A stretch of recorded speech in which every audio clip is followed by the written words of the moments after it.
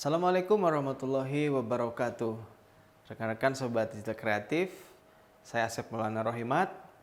Kali ini kita akan mempelajari tentang platform digital kreatif. Masih dalam rangka Lab Digital Kreatif Fakultas Ekonomi dan Bisnis Islam UIN Raden Mas Said Surakarta. Secara umum, kalau kita membahas tentang jenis-jenis platform digital kreatif tentunya akan sangat banyak sekali ya. Jadi setiap orang yang kemudian mendigitalisasikan ya sebuah ide kreatifnya yang kemudian itu bisa diakses melalui gadget ya, melalui handphone, melalui laptop, komputer dan sebagainya, itu bisa disebut sebagai platform digital kreatif. Nah, untuk kali ini kita akan membahas hanya 6 saja contoh ya dari jenis-jenis platform digital kreatif yang setiap hari barangkali kita juga mengakses atau menggunakan ini. Ya, yang pertama adalah sosial media. Ya. Yang kedua adalah YouTube, yang ketiga e-sport, yang keempat software atau aplikasi, yang kelima musik dan yang keenam animasi. Nah, yang pertama sosial media, rekan-rekan tentu ini sudah sangat familiar ya, bahkan orang ada yang kemudian merasa dirinya tidak hidup ya kalau tidak mengaktifkan sosial media setiap hari misalkan begitu ya. Atau ada orang yang menganggap kudet, misalkan dia tidak meng-on-kan, tidak menghidupkan sosial medianya. Nah, sosial media ini kalau kita artikan berarti adalah satu platform digital yang kemudian ia bisa interaksi antara satu orang dengan orang lain. Nah, ini pun jenisnya juga sudah banyak sekali. Yang paling sering kita gunakan misalkan WhatsApp ya, pesan alat untuk berbagi pesan, gambar, video di situ ya, suara juga. Ada juga Instagram misalkan ya, Twitter, Facebook, ya, YouTube dan sebagainya. Itu bisa kita jadikan sebagai sosial media. Nah, apa kaitannya dengan digital kreatif? Jadi untuk saat ini media sosial itu bisa kita gunakan sebagai ajang untuk bagaimana kita mempublikasikan kreativitas kita. Kalau dulu bisa jadi media sosial itu kan hanya untuk selfie-selfiean aja ya. Hasil selfie diupload gitu kan. Wih, kita udah dari mana nih misalkan itu ya, kita lagi ngapain gitu. Atau membuat satu foto yang unik, nah, upload, kasih caption, kasih hashtag di situ, kasih deskripsi. Tetapi saat ini sosial media itu sudah berubah menjadi multifungsi ya, bahkan bisa kita gunakan juga untuk berjualan misalkan ya, untuk media edukasi ya, untuk media sosialisasi. Bahkan di situ juga bisa kita gunakan untuk menyampaikan keluh kesah ya, informasi dan sebagainya. Bahkan misalkan ada istilah Twitter do your magic, telah hilang siapa-siapa, dan itu bisa cepat ditemukan ya melalui media sosial. Atau bahkan juga kemarin beberapa kasus yang viral ya, misalkan banyak orang atau kekerasan seksual ya, di mana yang tidak terpublikasikan dan tidak lambat oleh penegak hukum, ketika sudah dipush, diviralkan di media sosial itu menjadi gercep ya, menjadi cepat sekali untuk ditangani oleh aparat-aparat terkait. Nah, ini salah satu fungsi media sosial. Nah, untuk kali ini ya, fungsi media sosial yang akan kita bahas adalah bagaimana menjadi sarana promosi ya, menjadi sarana endorse ya, menjadi sarana publikasi dan lain sebagainya. Nah, ini saya kasih contoh misalnya ya,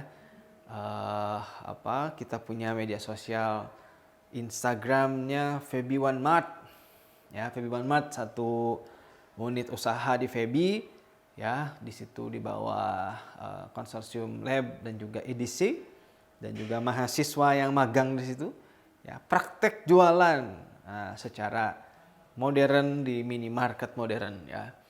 Itu banyak sekali produk-produknya misalkan ini ya contohnya ya. Cemara snack. Snack mulai 3 ribuan, macam-macam di situ ya. Atau juga misalkan yang terkait dengan ATK, denda materai dan sebagainya. Ya, nanti cari sendiri aja ya. Scrolling, di stalking apa saja di Feby One Mart yang dijual ya. Jadi kalau kalian besok misalkan perlu kebutuhan di kampus ya, langsung aja ke Feby One Mart ya, jangan ke yang lain ya. Jadi saya promosikan juga di sini. Oke, kemudian yang selanjutnya YouTube. Nah, ini ya, YouTube menjadi urutan kedua platform digital kreatif yang sering digunakan oleh umat manusia sejagat raya ini. Ya. Karena dengan YouTube ini apalagi tidak dibatasi ya durasi videonya bisa sampai 1 jam lebih ya misalkan ya. Ini membuat orang nyaman di situ ya. Kemudian jadi kreativitasnya bisa diluapkan dengan semaksimal mungkin ya. Nah, tetapi juga ada aturan-aturan tertentu tentunya di YouTube ini yang nanti kita akan bahas dalam kesempatan yang tersendiri ya tentang YouTube. Nah, YouTube rekan-rekan isinya juga banyak sekali ya konten dari YouTube ini. Ada yang berupa edukasi ya, ada yang berupa film panjang, film pendek ya, klip dari TV, bahkan live streaming, TV news ya kan. Nah, ada ya. Bahkan live streaming event-event. Bahkan saya sangat senang sekali misalkan melihat live streamingnya Ka'bah ya, Masjidil Haram. Lihat orang tawaf, bagaimana kita melihat sholat di sana. Bahkan juga kita bisa mendengarkan khutbah Jumat langsung dari Makkah melalui live streaming YouTube yang menyiarkan kegiatan sholat Jumat di sana. Nah, ini artinya YouTube ini ke depan akan sangat prospek untuk kita gunakan sebagai media untuk mempublikasikan kreativitas digital kita. Nah, salah satu contoh yang kita punya Feby TV ya. Ini adalah YouTube kita yang saya kelola juga dengan tim Feby Mike, bahwa YouTube Feby TV ini isinya banyak ya, terutama di masalah materi-materi kuliah, materi edukasi, termasuk materi laboratorium ini ya, kalian bisa akses di sini, dan juga informasi-informasi yang penting yang disampaikan oleh fakultas ataupun juga disampaikan oleh universitas. Oke, yang selanjutnya Sobat Digital Kreatif adalah e-sport atau games yang mungkin mirip-mirip ya, tetapi sesungguhnya itu berbeda antara games dengan e-sport.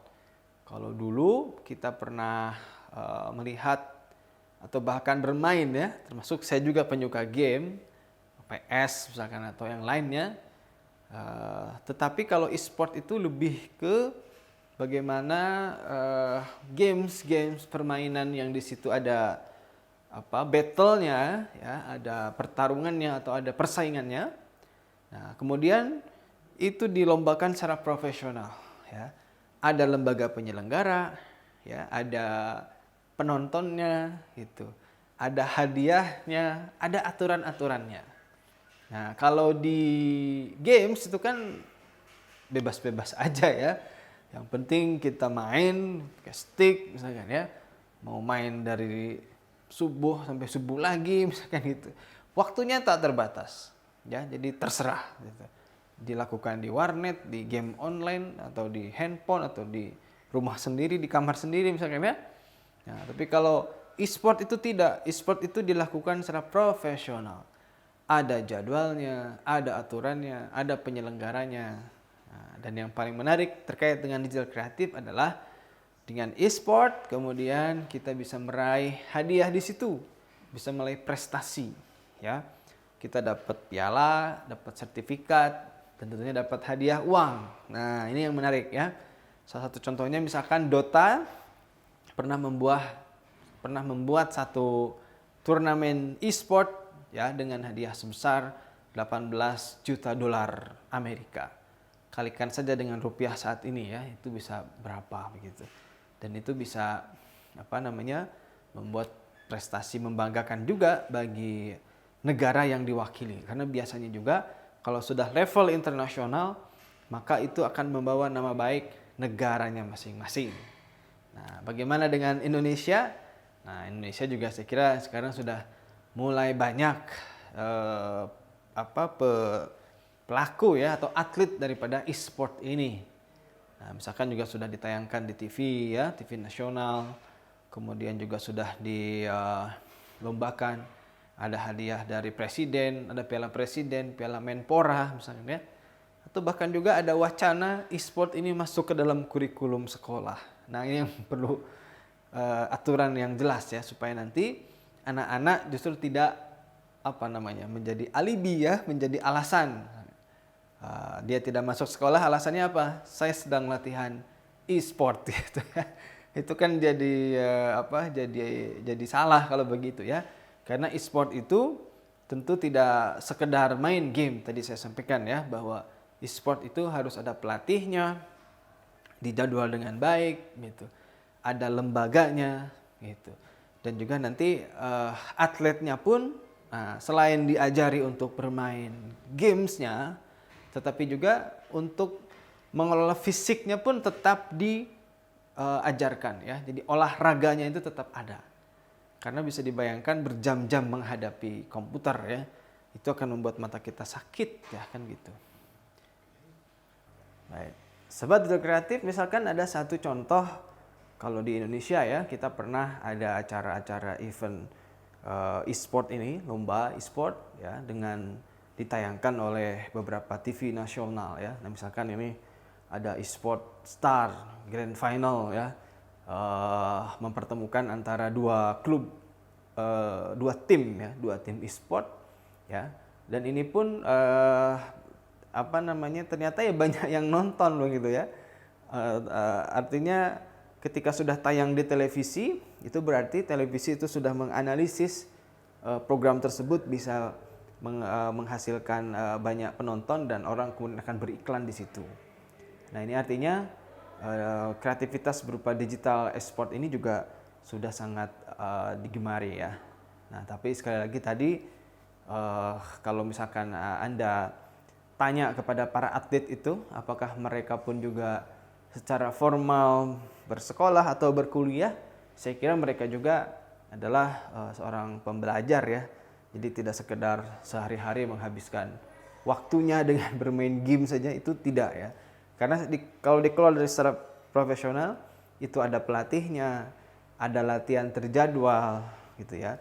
Kemudian juga bisa menjaga fisiknya juga gitu. Karena memang bisa dibayangkan misalkan ya, kalau kita melakukan permainan e-sport ini ya, duduk terus memegang handphone, memegang gadget atau komputer, itu kalau tidak diimbangi dengan fisik yang kuat akan lelah juga gitu. Maka sport yang dulunya kita kenal memang untuk mengolah raga ya, untuk mengolah raga kita, jasmani kita, fisik.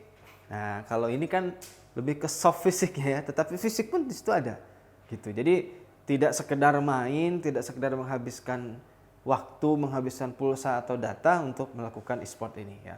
Ada tertata, terjadwal latihan yang baik gitu ya. Nah, maka kalau kita lihat ya, jangan sampai kalian habiskan waktunya untuk bermain game atau alasannya apa gitu. Alasan ini ingin latihan e-sport gitu ya, padahal dia tidak mau belajar aja misalkan. Nah, kalau itu nggak boleh ya.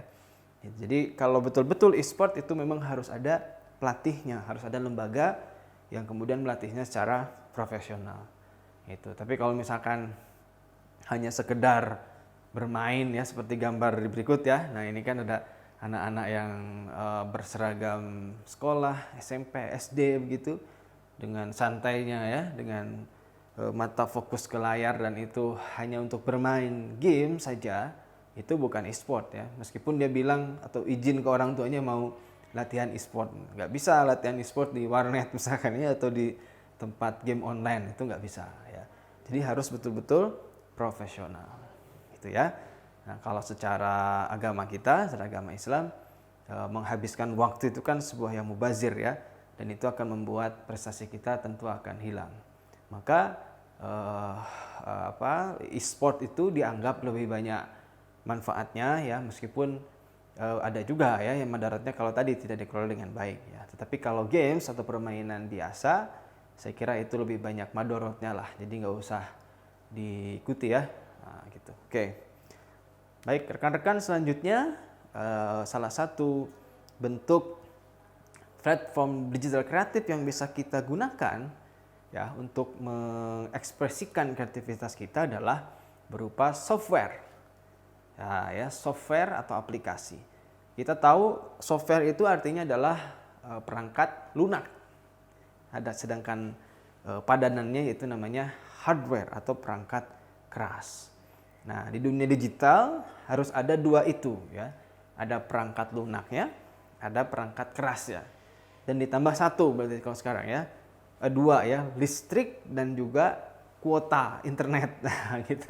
Karena kalau nggak ada kuota internet juga monoton ya, hanya begitu saja ya aplikasinya. Nah, baik. Misalkan ada komputer atau ada handphone yang kemudian sering kita gunakan dalam kehidupan sehari-hari. Nah, maka disitulah tempatnya ya, hardware-nya yang kemudian bisa kita buat aplikasi-aplikasi yang penting ya untuk kita. Nah, salah satunya fakultas kita misalkan ya, FEBI ini, kita mempunyai namanya FEBI One Touch. Ya. FEBI One Touch itu satu aplikasi software yang dirancang oleh fakultas. Kemudian manfaatnya apa? Nah, manfaatnya itu untuk akademik kalian, untuk akademik kita ya, mahasiswa, dosen, juga staf karyawan juga memakai itu. Untuk penilaian kuliah misalkan ya, untuk daftar KRS ya, untuk daftar bimbingan, daftar skripsi dan sebagainya, itu menggunakan FEBI One Touch. Nah, harapannya apa? Harapannya untuk memudahkan kita. Jadi sekali sentuh saja, sekali touch ya, itu kemudian kita bisa menggunakan seluruh kegiatan akademik di kampus ini dengan baik dan lancar. Ya. Nah, ini artinya kalian misalkan mempunyai sebuah ide ya, sebuah gagasan tentang pengembangan software aplikasi yang itu sesuai dengan minat kalian, nah itu silahkan ya, bisa dikembangkan ya. Dan itu, nah ketika aplikasi itu kemudian sudah dibuat ya, juga di setting ya untuk misalkan bisa digunakan banyak orang, nah aplikasi tersebut kemudian bisa di upload ya, dipublish di Google Play. Ya. Nah, dengan masuk ke Google Play, kemudian itu ketika bisa dipublikasikan untuk banyak orang, maka di situ pun kita bisa mendapatkan uang, ya, bisa mendapatkan payment dari situ, ya. Nah, kecuali yang gratis, kalau FEBI One Touch tentu gratis ya, karena itu memang sengaja dibuat untuk publik, untuk sivitas akademika FEBI. Nah, ada juga misalkan aplikasi-aplikasi lain yang bisa berbayar ya.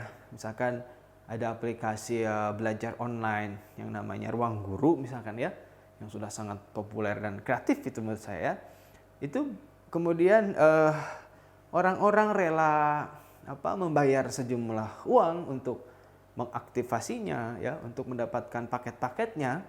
Karena apa? Karena bisa merasakan manfaat daripada aplikasi tersebut.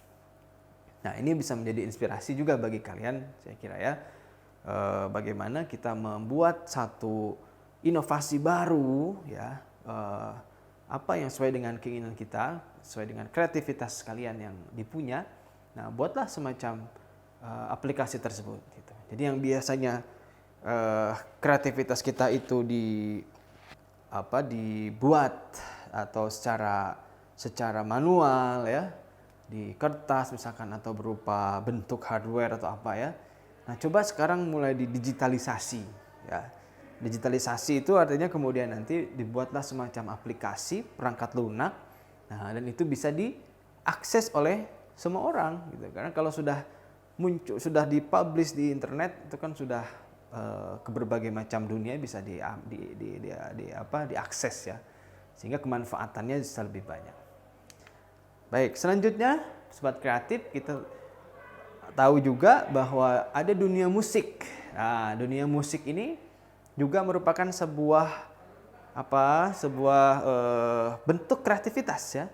Bentuk kreativitas dari orang-orang kreatif yang kemudian terutama terkait dengan seni ya. Nah, yang kemudian mereka membuat kreativitas musik itu yang enak didengar ya, easy listening, kemudian membuat orang termotivasi ya, atau bahkan mungkin bisa jadi genre musik mellow yang kemudian ketika menikmati itu rasanya yang lagi sedih semakin sedih misalkan ya, atau ada yang terhibur atau apa begitu ya. Nah, itu tergantung genrenya. Dan itu ketika diubah menjadi sebuah industri digital kreatif, musik itu sangat luar biasa. Maka kita akan menemukan misalkan ada iTunes ya di Apple ya. Ada juga misalkan di di Spotify ya. Ada juga berbagai macam platform ya. Bahkan YouTube juga ada ya, YouTube musik misalkan. Nah, ini adalah bentuk sebuah inovasi bagaimana karya-karya musik yang biasanya hanya manual didengarkan di panggung-panggung ya, secara live misalkan, ataupun juga dulu radio ya, dulu di kaset pita begitu kan. Nah, sekarang sudah berbuat digital, dan ketika apalagi itu dipublikasikan di platform YouTube misalkan atau Spotify atau iTunes, itu kemudian bisa menghasilkan uang. Nah, ya, lagi-lagi uang ya, karena digital kreatif ini selain untuk kita pengembangan diri ya, kalau bisa harus juga menghasilkan cuan ya, menghasilkan pemasukan berupa uang gitu, sehingga nanti ada sebanding ya, kreativitas kita ya bisa dinikmati banyak orang, tetapi ke kita pun ada pemasukannya. Nah, jadi saling bermanfaat ya.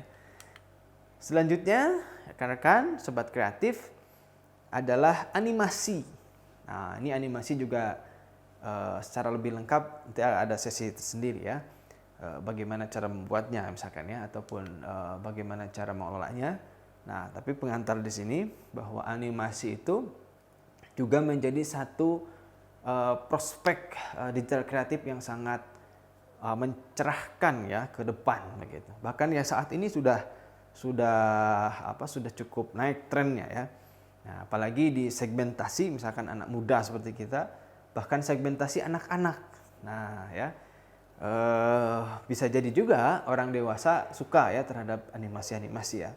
Termasuk saya, daripada nonton film manusia biasa gitu ya, saya lebih suka nonton yang animasi. Karena di situ Di situ nilai kreativitas ya, ada filosofisnya juga begitu. Dan kemudian melihat bagaimana kecanggihan para animator itu membuat gerakan-gerakan tokoh-tokoh animasinya seolah-olah mirip banget seperti manusia. Nah, kan menarik ya. Kalau manusia kan sudah biasa ya. Tapi kalau animasi itu bagi saya itu sangat punya kesan tersendiri ya. Banyak sekali contohnya tentang animasi ini. Misalkan kita ingat waktu kecil dulu ya. Saya semenjak SD itu kita tahu ada filmnya Dragon Ball misalkan ya. Wah, itu kan sudah sampai sekarang masih ada kan ya. Nah, gitu. Ada Conan misalkan, ada Masterpiece ya dan sebagainya. Nah, itu banyak sekali contoh-contohnya, dan itu biasanya dulu dipopulerkan oleh negara-negara yang memang punya teknologi tinggi dalam dunia digital. Yaitu dipopulerkan oleh Jepang pertama kali ya.